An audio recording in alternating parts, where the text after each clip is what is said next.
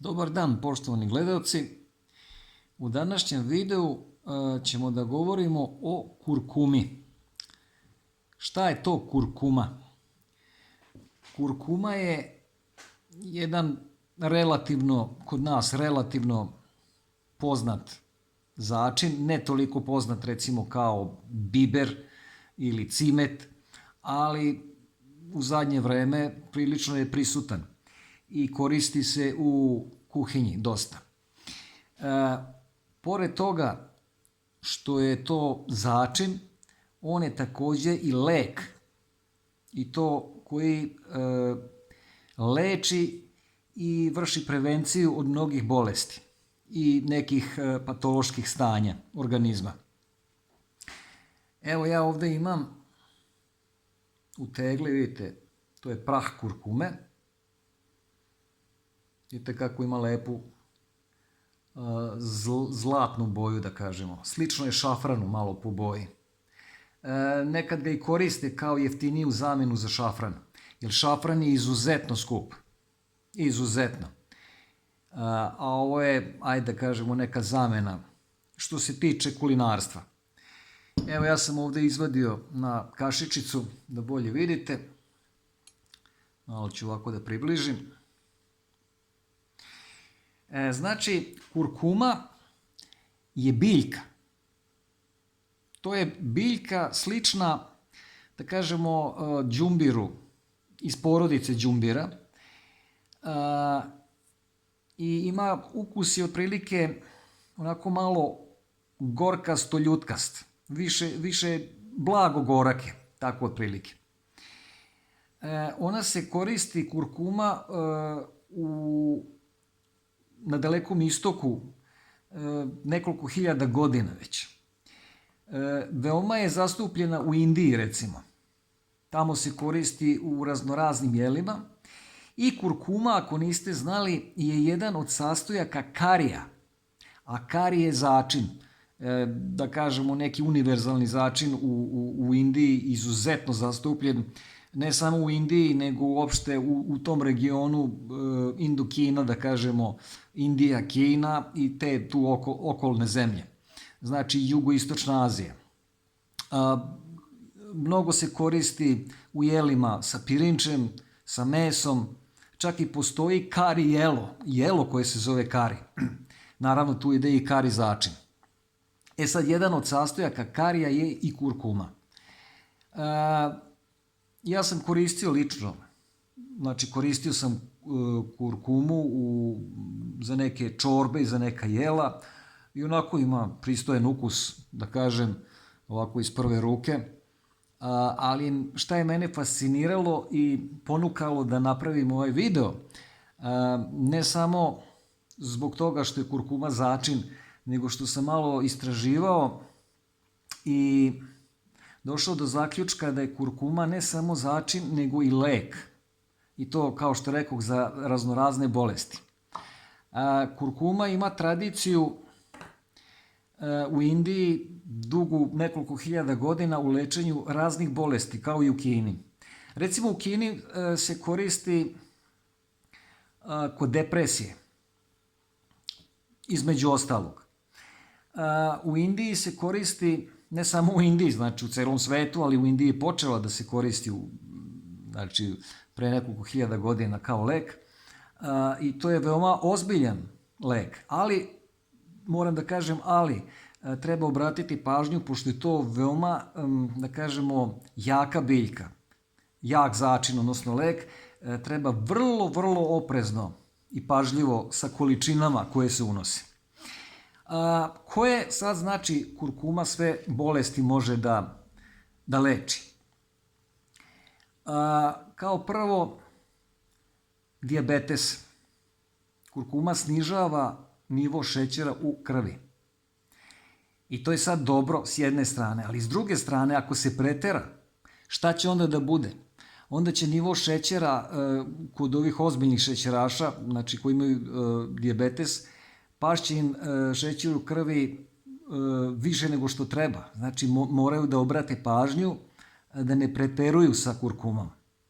Znači svaki lek je lek dok se uzima u određenoj dozi.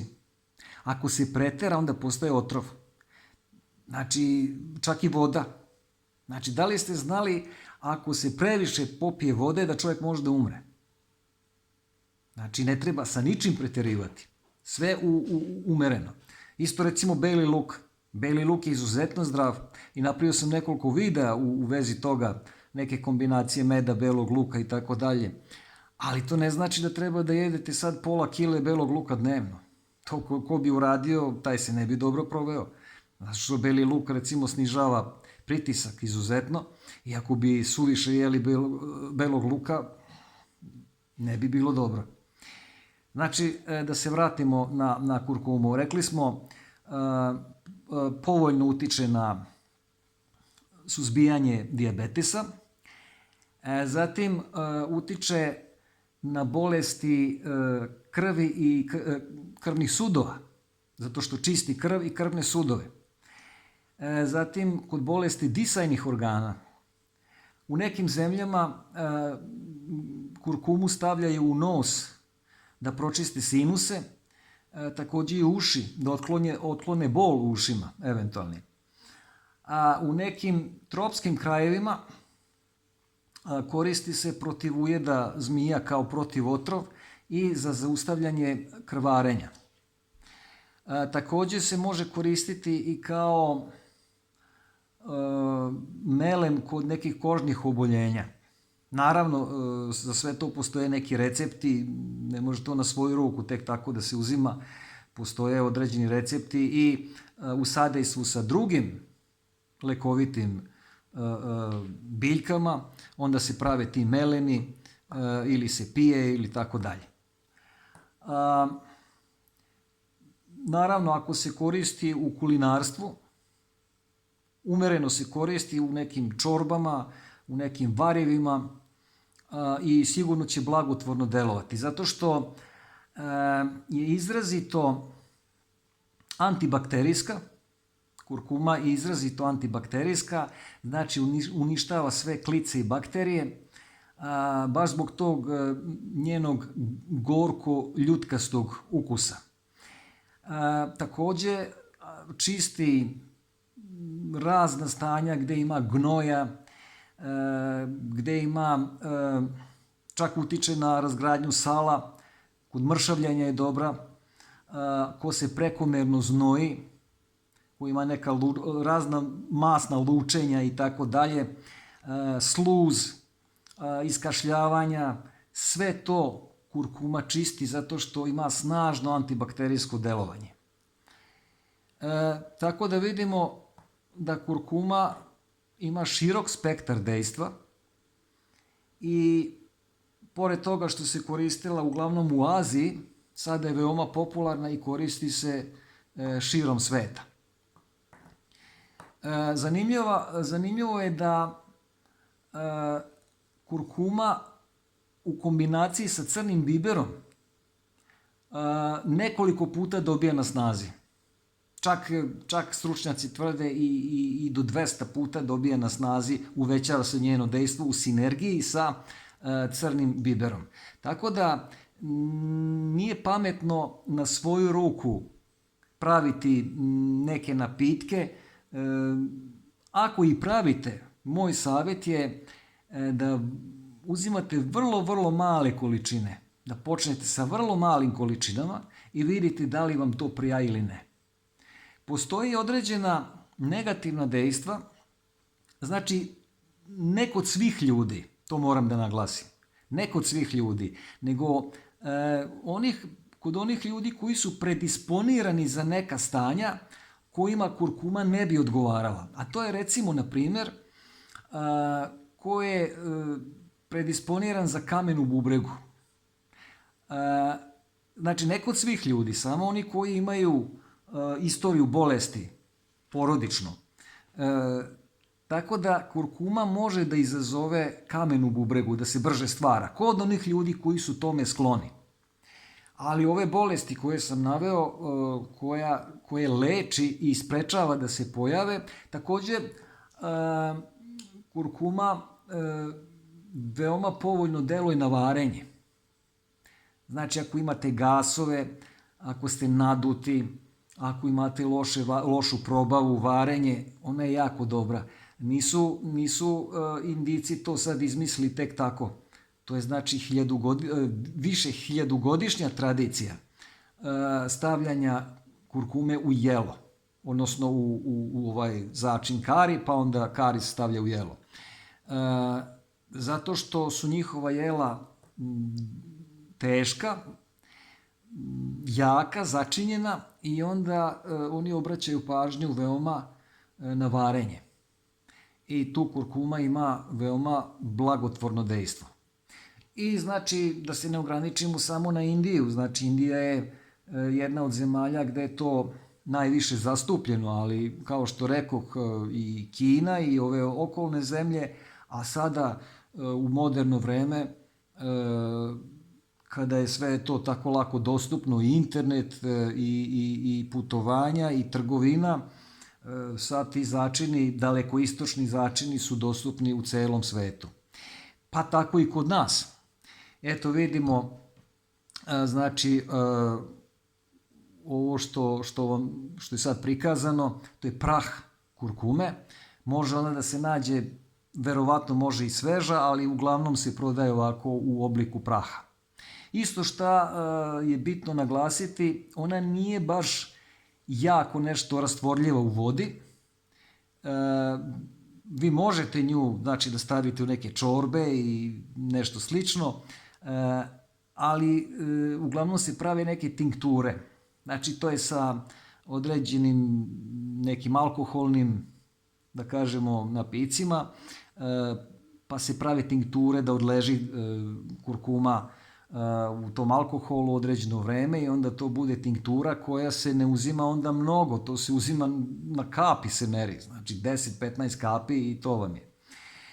Ima još nekih recepata sa kurkumom, pa ako što kaže daj Bože zdravlja, pa ću da napravim možda neki video i o tome, mada ima dosta recepata sa kurkumom koja je u sinergiji, u kombinaciji sa drugim lekovitim biljkama i uopšte lekovitim tvarima. Znači, ima kombinacija, samo ovako iz glave da kažem, čak sam ja tu kombinaciju koristio i sad isto koristim, med, beli luk, đumbir u prahu, kurkuma u prahu. Ta mešavina malo odstoji i onda to uzimam svako jutro. Znači, to mogu iz prve ruke da vam kažem. Sad, ja nisam pošto ja inače nemam neke tegobe, bavim se sportom, trudim se da se zdravo hranim, tako da nisam primetio neki veliki boljitak ili nije ni bilo nekih patoloških stanja, ali mogu da kažem, da li je to sad subjektivno ili ne, kad to uzmem ujutru na prazan stomak, prilično dobro se osjećam. Tako da mogu bi da kažem da ima tu nekog boljitka. Ali recimo osobe koje imaju neka patološka stanja mogu to da isprobaju. Međutim, ja uvek kažem, mnogo je bolje sprečiti nego lečiti. Znači, ako čim osetite mogućnost početka neke bolesti, treba odmah reagovati. Ali znači, isto ono što sam napomenuo, uz pažljivo doziranje tih preparata koje napravite. Znači, priroda nam daje lekove, ali sa njima treba vrlo oprezno postupati i isprobavati. Prvo manje količine, pa ako nam to prija, onda možemo nastaviti. Jer nije svaki čovjek isti. Nije svačiji organizam isti, to zapamtite. Eto, dragi gledalci, toliko za ovaj video. Danas smo govorili o kurkumi. U nekom drugom videu ćemo pričati o nekoj drugoj zanimljivoj temi, ili vezano za zdravlje, za fizičko zdravlje ili za mentalno zdravlje. Na mom kanalu možete naći, verovatno ste do sad i primetili, ima više segmenata. Ima segment o kuvanju, a ima segment o zdravoj hrani, o narodnim da kažemo, lekovima, uslovno rečeno, preparatima. Zatim ima segment o putovanjima, zanimljivim mestima i segment iz oblasti psihologije, filozofije, gde govorimo o nekim socijalnim temama, o psihologiji čoveka, o mentalnom zdravlju i tako dalje. Hvala vam što pratite moj kanal. Ako vam se ovaj video svideo, lajkujte, delite. Ako se niste prijavili na moj kanal do sad, prijavite se. Hvala vam na pažnji i vidimo se uskoro. Prijatno!